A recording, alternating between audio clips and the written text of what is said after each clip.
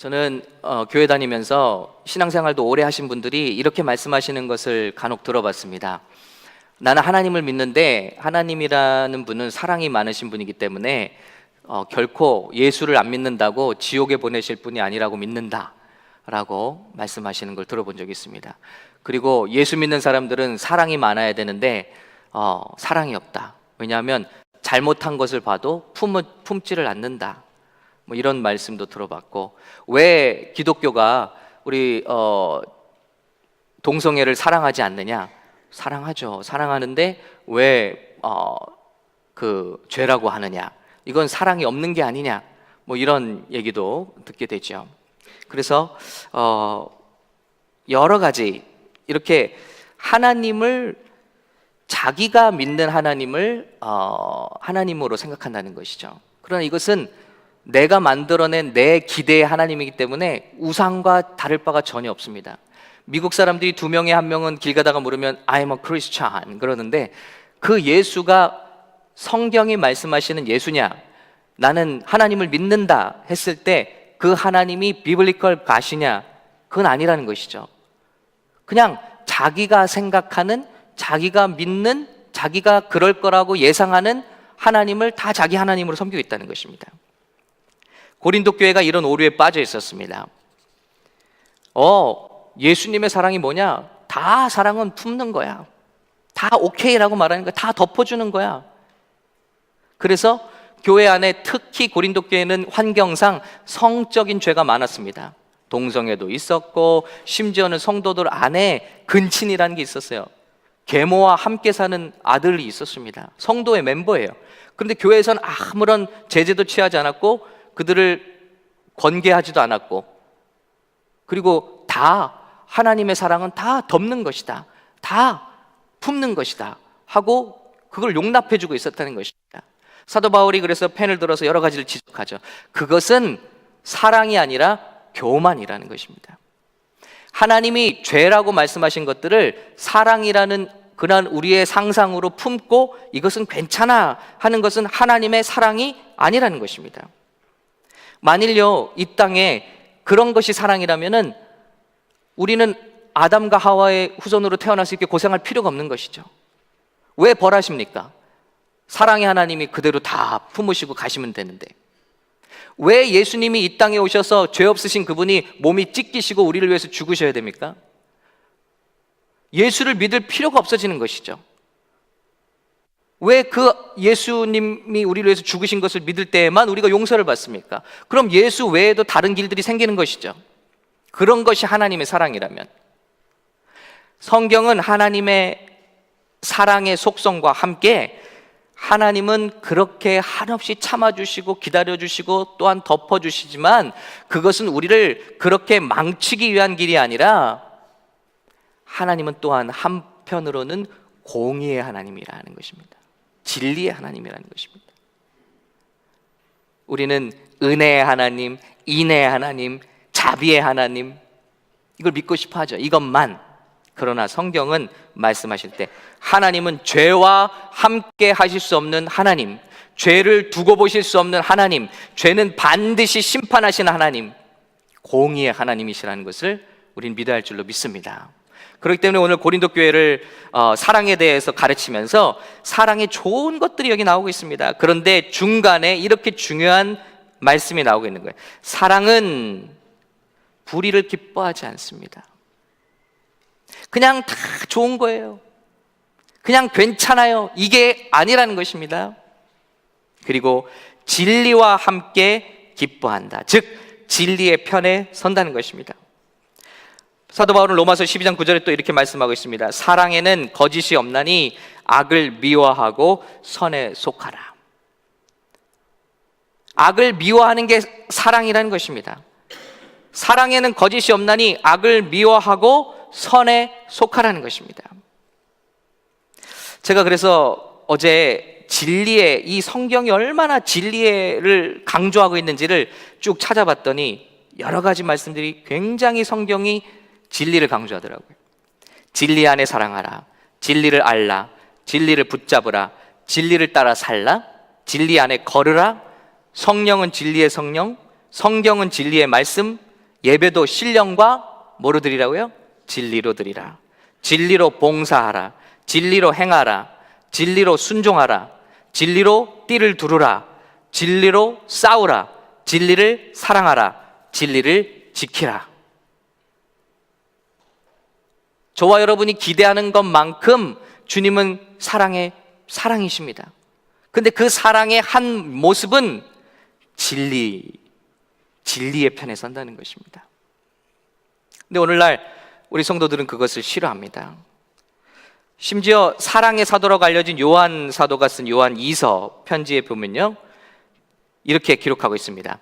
장로인 나는 택하심을 받은 부녀와 그의 자녀들에게 편지하노니 내가 참으로 사랑하는 자여 나뿐 아니라 예수 믿는 게 뭐라고요? 진리를 아는 모든 자도 그리하는 것은 우리 안에 거하여 영원히 우리와 함께 할 진리로 말미암음이로다. 예수 믿는 게 뭐냐? 진리를 붙잡는 거라는 것입니다. 악을 버리고 진리를 따르는 것이라는 것입니다. 은혜와 긍휼과 평강의 하나님 아버지와 아버지 아들 예수 그리스도께서, 자, 은혜와 긍휼과 평강이 누구와 함께 하느냐? 그 아들 예수 그리스도께로부터 진리와 사랑 가운데만이 아니에요. 진리와 사랑 가운데서 우리와 함께 있으리라. 너희 자녀들 중에 우리가 아버지께 받은 계명대로 진리를 행하는 자를 내가 보니 심히 기쁘도다. 진리가 이렇게 중요하다는 것입니다.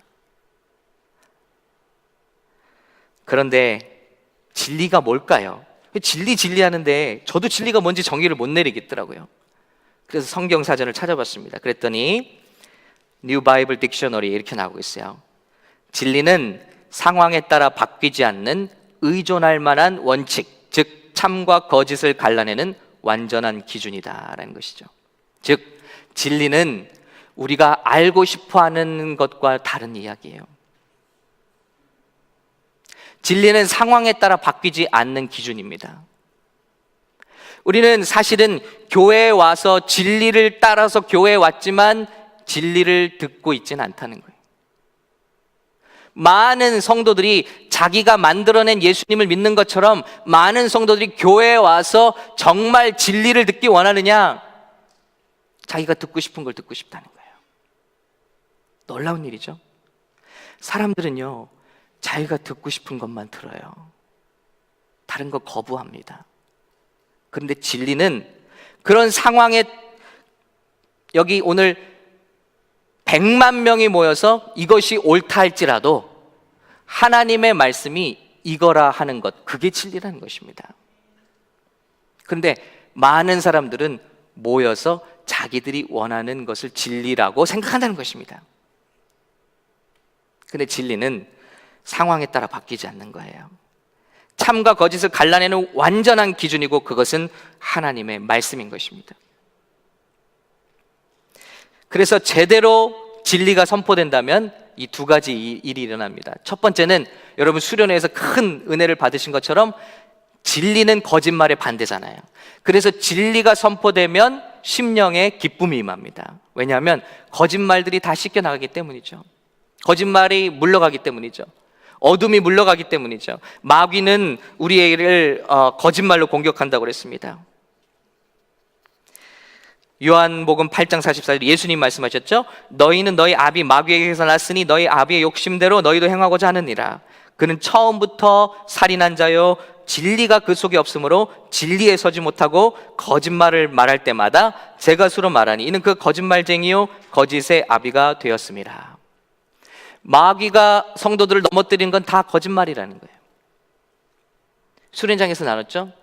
어떤 우리 성장 과정에 상처가 있습니다. 생활에 상처가 있어요. 예를 들어 부모님이 나를 학대했습니다. 그럼 마귀가 들어서 어떤 거짓말을 심죠? 부모도 너를 이렇게 여기니까 너는 어떤 사람에게도 사랑받을 자격이 없어. 이걸 심는 거예요. 그렇죠? 그 거짓말입니다. 부모도 너를 이렇게 여기니 네가 연애는 할 수 있겠니? 네가 누구에게 인정은 받을 수 있겠니? 거짓말을 심는다. 그래서 상처가 있으면 거짓말이 들어오고 그 거짓말에 의해서 우리 behavior, 행동이 나타난다고 그랬어요. 그래서 불신, 불안, 초조, anger, 이 모든 것들이 혹은 중독, 중독도 따라가 보면 외로움이라고 그랬습니다. 화를 잘 내는 사람들의 깊은 속을 들어가 보면 불안정해요. 사랑받고 있다는 안정된 감정이 없는 거예요.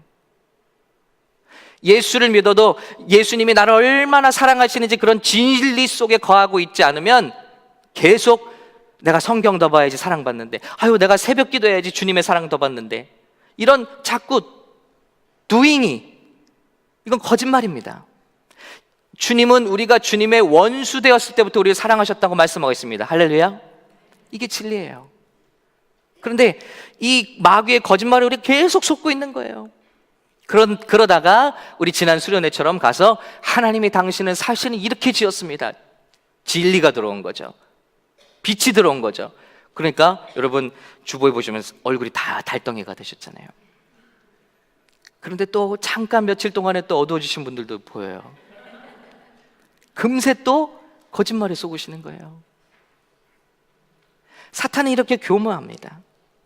바로 이 사탄의 거짓을 깨기 위해서 빛으로 오신 분이 누구냐? 하나님의 아들 예수 그리스도시라는 것입니다. 요한일서 3장 8절, 하나님의 아들이 나타나신 것은 마귀의 일을 멸하려 하심이라. 할렐루야. 그래서 진리가 들어오면 해방이 일어나는 거예요. 그래서 예수님의 무기는 진리입니다. 요한복음 8장 32절 같이 한번 읽을까요? 진리를 알지니, 시작. 진리를 알지니 진리가 너희를 자유롭게 하리라. 그래서 우리가 은혜를 받은 거예요. 예전 같았으면 내 부모도 나를 버렸으니 나는 사랑받을 자격이 없고 성공할 수가 없는 사람이야. 결혼 생활도 실패할 거야. 왜냐하면 예전에 내 결혼 생활이 평탄하지 못했으니까 나는 누구를 만나도 행복하지 못할 거야. 나는 예전에 누구에게 배반을 당했으니까 앞으로 누군가도 나를 사랑한다면 겉모습만 보고 사랑하다가 나를 떠나고 말 거야.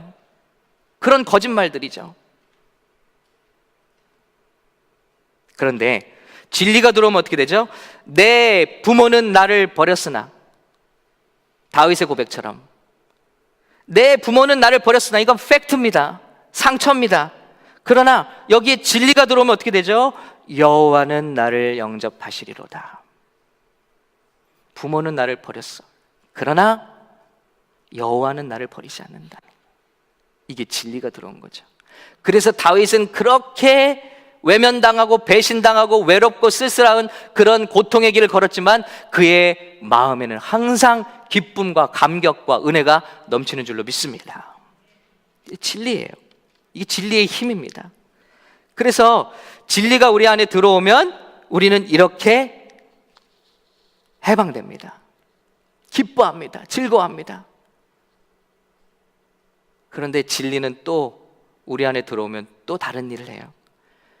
진리는 우리를 고치기 때문에 아픕니다. 많은 사람들은 이 두 번째를 모습을 가지지 않으려고 하는 거예요. 예수 믿으면서 내가 바라는 모습만, 복 주시고 인정해 주시고 인커리지 해 주시고 축복해 주시는 하나님만 바라기 원하는 거예요. 그런데 정말 하나님의 사랑은, 온전한 사랑은 책망 가운데 온다는 거예요. 진리가 선포될 때 우리가 변화된다는 거예요. 여러분이 기도하면서 받은 노란 쪽지는 부적이 아닙니다.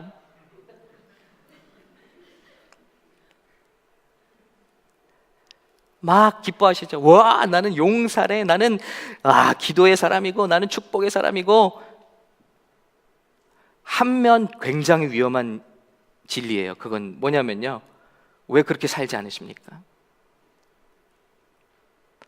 한면으로는 우리가 굉장히 인커리지 되죠. 마귀의 모든 거짓말들이 다 끊어져 나갔죠. 그러나 왜 기도의 용사인데 기도하지 않으십니까? 책망으로 들어야 돼요. 이거는 내가 좋다 할 게 아니라는 것입니다. 섬김의 은사가 있다는데 왜 섬기지 않았습니까? 근데 아무도 이런 얘기를 해주지 않는다는 거예요. 성도님 괜찮을 거예요. 다 좋아요. 이스라엘 백성처럼요. 우리는 선택받은 백성들이야. 무슨 짓을 해도 다 하나님이 끝까지 버리지 않으셔. 이건 그들만의 착각이라는 것이죠. 그래서 예레미야는 눈물로 호소하는 것입니다. 하나님이 우리를 버리신다고 하십니다. 여러분, 우리가 하나님께로 돌아갑니다. 여호와께로 돌아가야 됩니다. 우린 눈물을 흘리며 회개해야 될 때입니다. 이 나라가 망한다고 합니다. 그런데 나라는 부흥회를 개최합니다. 왕은 부흥회를 열어요. 거기 온 선지자들이 뭐라 말하냐면, 바벨론 포로 생활 딱 2년만 하면 우린 돌아갈 겁니다. 어디 하나님이 말씀하시지 않은 것을 다 말씀하고 있다는 거예요.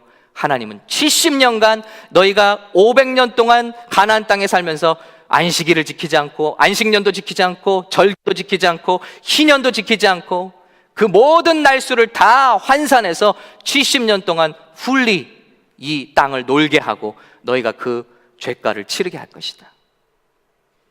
이걸 선포했더니 사람들이 뭐라 하죠? 여러분, 진리는 예레미야의 말이에요. 그런데 사람들은 누구의 말을 듣죠? 2년이면 끝나요. 우리는 선민입니다. 하나님의 택한 백성입니다. 그 말을 듣고 다 모여들어요. 그리고 예레미야를 죽이려고 하고 때리고 감금하고 고문합니다. 이게 지금 이 마지막 시대 교회의 모습이라고요. 교회 와서도 자기가 듣기 원하는 메시지를 주는 쪽으로 간다는 게 진리가 아니에요. 예수 믿으면 다 잘 됩니다. 복됩니다. 어디 성경에 그런 말이 있습니까? 만사형통합니다. 예수 믿으면 고난도 함께 받는 거예요. 예수를 똑바로 믿지 못한다면 우린 정말 회개해야 되는 거예요. 그 노란 쪽지에 나온 말이 어떤 말은 우리의 삶을 컨펌해 주지만 어떤 말은 우리가 정말 땅을 치면서 왜 내가 은사를 땅에 묻었을까? 이러고도 내가 정말 하나님의 용사인가? 회개해야 되는 부분이라는 거죠. 그래서 진리는 예리한 칼과 같은 것입니다. 진리가 제대로 선포되면 마음이 편하지가 않습니다. 여러분, 예배를 들으면서 여러분 귀만 간지럽고 마음이 정말 시원하기만 하다면 뭔가 문제가 있는 거예요. 정말 여러분을 사랑하시는 주의 종들이나 아니면 여러분의 동역자들은 여러분을 항상 잘한다고 하지 않습니다. 책망하는 것이죠. 사도 바울은 그것을 말하고 있는 것입니다. 사랑은 그래서 진리의 편에 섭니다. 아까 말씀드렸죠? 진리는 우리가 바꿀 수 있는 게 아니에요. 진리는 처음부터 끝까지 진리입니다. 하나님의 말씀은요. 그런데 우리는 어떻게 하려고 하냐면 진리를 내 편으로 끌어다가 내 삶에 갖다 맞추려고 하는 거예요.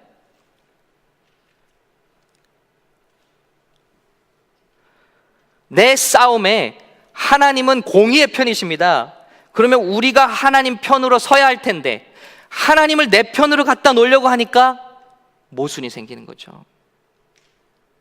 그럼 예수를 잘못 믿고 있는 겁니다. 그래서 진리가 제대로 들어오면 우리는 회개하게 돼요. 불편합니다. 왜냐하면 잘라내는 과정이거든요. 어렵지만 때로는 희생해야 돼요. 관계가 깨지기도 합니다, 여러분. 진리의 편에 선다는 거 쉬운 게 아닙니다.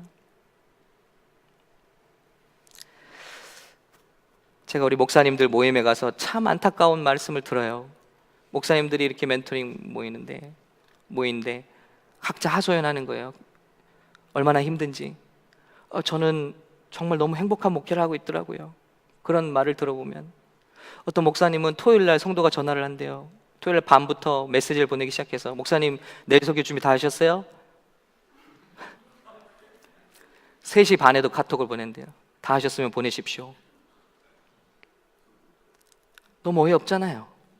그래서 무시하고 잠들면 아침에 전교인에게 카톡을 보내서 목사가 게을러서 설교 준비도 안 하고 잔다. 여러분, 어떤 목사님이 그러니까 또 하소연해요. 우리 교회는 저 뒤에 앉아 계신 음향 보시는 60세 넘으신 분이 있는데 그분이 제 설교를 다 녹음을 합니다. 그리고 녹음이 끝나면 자기가 다 편집을 합니다. 그래서 온 성도들에게 카톡을 보내서 이 부분은 잘못됐고 저 부분은 잘 됐고. 여러분, 이게 웃을 일이 아니죠? 몇 번이나 목사들을 쫓아내고.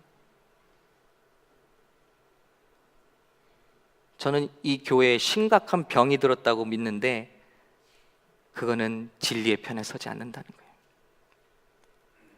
저는 그 성도들이 다 병들었다고 생각합니다.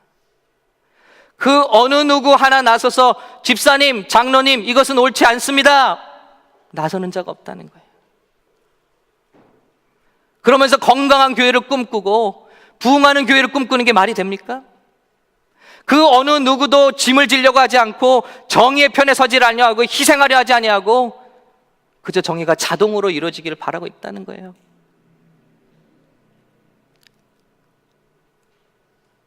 이건 때로는 어려운 일입니다. 관계를 잃어버릴 수도 있어요. 친한 친구를 잃어버릴 수도 있어요. 제가 책망한 성도치고 남아있는 성도가 없습니다. 이게 지금의 실정입니다.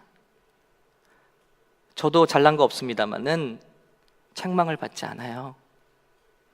기분에 나쁘면 그냥 다 주님의 몸된 교회, 그 어떤 정의, 하나님의 나라, 공의, 그 다 말뿐입니다. 전 그 목사님들 말씀 듣고 마음이 너무 아팠어요. 주님의 몸된 교회가 다 병들어 있구나. 저희 한 2년 전에 우리 교회 중보기도 팀이 있었습니다. 전 잘하고 있는 줄 알았는데 모일 때마다 기도 제목을 빙자해서 다른 성도를 욕했던 거예요.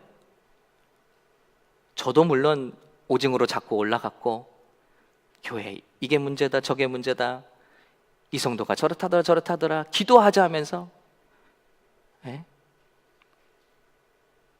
근데 아무도 목사님 이거 잘못된 건데요 이렇게 말한 사람이 없던 거예요. 여러분, 우리 한 청년이 그걸 보고 일어났어요. 목사님 이건 아닌 것 같은데요, 이건 중보기도가 아닌데요, 이건 건강한 기도가 아닌데요, 목사님 그렇게 하시려면 나가십시오 라고 했다는 거예요. 여러분, 대단하지 않습니까? 그 모임에 있던 어떤 집사님, 권사님들도 한마디 못했는데 무릅쓰고, 왕따가 될 것도 무릅쓰고 그렇게 일어났다는 거예요. 이게 진리에 서는 것입니다. 그런데 우리는 우리가 듣고 싶은 거를 진리라고 생각합니다. 그래서 진리를 들으면 사실은 아파요. 그러나 진리가 선포될 때만 우리가 변화될 수 있는 것입니다. 여러분 잘하고 있어요. 아유 교회만 계셔주는 게 어디예요? 이건 우리를 병들게 하는 것입니다. 여러분, 집사님이라면, 사역자들이라면, 직분자들이라면 우리가 이렇게 해서는 안 됩니다. 이게 진짜 교회의 메시지인 줄로 믿습니다. 저도 이렇게 하고 나면 마음이 너무 아파요. 집에 가서 하루 종일 고민해요. 주일날 우리 성도들이 은혜 사모하고 왔을 텐데 책망하는 메시지하고 일주일간 우울해요. 그러나 어쩌겠습니까? 마땅히 받아야 할 것들을 받고, 버릴 것들은 버리고, 회개할 것들은 회개할 때 우리가 주님 앞에 서게 될 줄로 믿습니다. 저희 자녀들이 있는데 그래서 저는 고마워요. 아이들이 막 말을 안 들으면 저는 다음즙질이자, 이번에 보셨죠? 다음즙질이에요. 그래서 참습니다. 저는 꾹꾹 참아요. 그냥 참는 게 아니에요. 칼을 갈면서 참는 거예요. 정보를 수집합니다. 어떤 변명도 그때는 통하지 않아요. 왜냐하면 제가 다 준비해놨기 때문에 자료를 수집해요. 그래서 저희 아이들을 한 번 야당칠 때는 엄청난 일이 일어납니다. 뭐가 부러져도 부러지고요, 아이들이 정신을 못 차리죠. 근데 상처받죠. 그런데 어느 땐 너무 고마워요. 우리 큰아들 세민이가 넘버 2, 넘버 3 불러놓고, 야, 니네가 이렇게 하면 되겠어? 자기도 문제는 많이 있는데 그래도 야, 이렇게 하면 엄마 아빠가 너무 힘들잖아. 막 야단을 칩니다. 애들이 막 눈물을 뚝뚝뚝 흘려요. 어떤 때는 자기도 막 눈물을 흘리면서 야단을 치고 있어요. 그래서 너무 고맙죠. 와, 엄마 아빠한테 직접 들으면 상처될 얘기들을 저렇게 해주고 있구나. 여러분, 이게 진리에 서는 겁니다. 그게 건강한 가정을 만드는 거고 건강한 교회를 만드는 것입니다. 그래서 진리는 괴롭지만 그래서 성경에 진리가 가는 곳에는 항상 은혜가 따라가는 거예요. 진리라는 단어가 나올 때는 항상 은혜가 오는 거예요. 예수님의 말씀 보세요. 제자들아, 너희는 어떻게 단 한 시간도 나와 함께 기도할 수 없느냐? 왜 깨어 있을 수 없느냐? 이건 진리죠. 마음 아픈 거예요. 이거는 참 감당하기 힘든 거예요. 진짜 죄송스러운 거예요. 하나님, 진짜 예수님, 우리가 어떻게 이렇게 참 의리가 없죠? 한 시간도 못 깨어 있네요. 기도를 같이 못 하네. 근데 예수님 다음 말씀이 은혜잖아요. 뭐죠? 마음은 원이로되 너의 육신이 약하도다. 이게 은혜인 거예요. 이게 필요하다는 거예요. 강원도 두메산골에서 전교생 2명인 학생들이 시험 보는데 선생님 앞에서 컨닝했다는 거 아니에요. 2명이 서로. 선생님이 야단칠 수 있죠. 야, 이 산골에서 니들 아주 인성도 더럽구나. 이렇게 크면 너희는 진짜 뭐가 될 거냐. 이 산골에서 커갖고 아무것도, 너희는 홈리스나 되고 뭐 이렇게 막 말할 수 있잖아요. 일반 선생님 같으면. 이 선생님 지혜로웠어요. 우리 학교 전교 1, 2등이 컨닝을 하면 어떻게 되겠냐 라고 그랬습니다. 진리도 있고 은혜도 있잖아요. 어떤 목사님이 새로운 신자가 교회 왔는데 고스톱 치다가 난간에 떨어져서 다리가 부러졌대요. 그래서 병원에 신방 갔대요. 예수 안 믿는 남편이에요. 뭐예요? 예수 믿는 사람 노름 안 합니다. 이렇게 하면 상처가 되잖아요. 아무개 성도님, 다음부터는 난간에서 내려오셔서 고스톱 치시기 바랍니다. 이렇게 하셨더니 너무 마음이 감동돼서 예수를 잘 믿었다는 전설이 있습니다. 이게 진리와 은혜가 함께 가는 거예요. 야, 애들아, 너희들 왜 이렇게 못하는가? 이런 건 너무 잘못했다. 이건 진리죠. 그런데 은혜가 가는 겁니다. 그래서 이 아빠가 함께 기도할게. 그래서 아빠도 미안해. 아빠도 함께 회개할게. 함께 기도할게. 이게 은혜인 것이죠. 그 진리와 은혜가 완전히 조화를 이루는 그분이 누구냐? 성경은 예수 그리스도라고 말씀하고 있는 것입니다. 하나님 보시기에 인간은 죽어 마땅합니다. 그것이 진리입니다, 여러분.